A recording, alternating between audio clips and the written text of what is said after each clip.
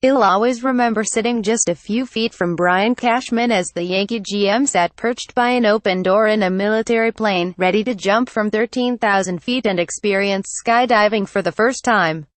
I was along for the ride to chronicle the event during spring training in 2013, but even as a non-participant I felt a little weak in the knees, as a rush of wind blew through the plane.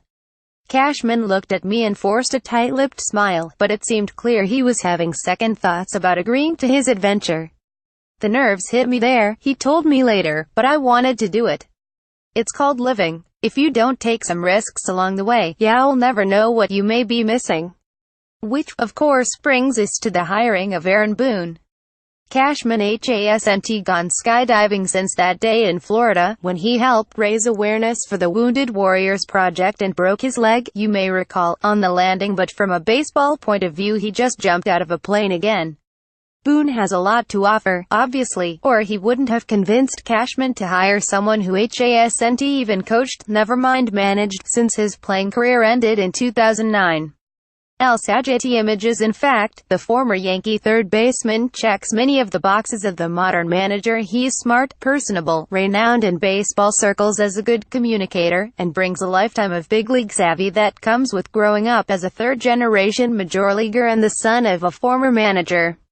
So in that sense I like the thinking behind the hire, and yet the overwhelming takeaway is more about the GM than the new manager. That is, Cashman is being true to his risk-taking nature at a time when logic would call for a more conventional choice. Meaning that with all of their young talent, much of which has yet to arrive in the Bronx, the Yankees appear to be set up as championship contenders for years to come, to the point where the manager just needs to stay out of the way. That's oversimplifying the job, of course, especially with the scrutiny that comes with managing in New York. And as we saw with Joe Girardi in the postseason, the game can speed up on even the most experienced managers at times and cause poor decision-making. Still, what makes the Boone hiring especially gutsy is that Cashman is putting his neck on the line at a time when he is the toast of the town for the moves he has made over the last few years to set up the potential for multiple championships over the next several years. Corey Sipka, New York Daily News. In fact, he couldn't be riding any higher at the moment, having pulled off a rebuild without the years of pain it brought for fans of teams like the Cubs and Astros, a feat that recently earned him Baseball America's Executive of the Year honors. All of that would change in a hurry, however, if Boone flops as a manager. To some extent the Yankee GM had already taken that gamble by dumping a successful manager like Girardi, but now he's doubled down on it by hiring a guy right out of the TV booth. Don't forget, it was only a couple of weeks ago when Hal Steinbrenner said he'd have major concerns about hiring someone without any type of managing or coaching experience, and yet he signed off on Boone at his GM's recommendation. Such is the power that Cashman wields in the organization these days, and obviously he must have made a strong case to the owner regarding Boone.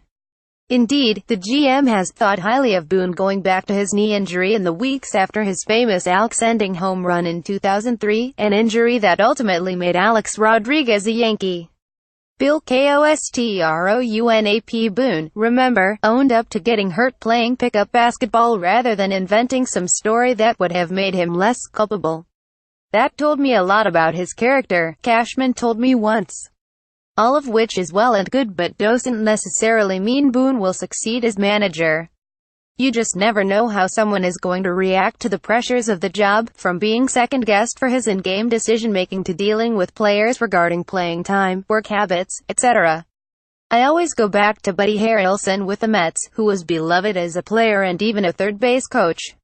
Much like Boone, he was a smart, funny guy who everyone thought would make a good manager, yet in his first year he crumbled under the pressure, among other things sending pitching coach Mel Stottlemyre to make pitching changes because he didn't want to get booed. There's no reason to think Boone can't handle the job, but we won't know until we see him do it.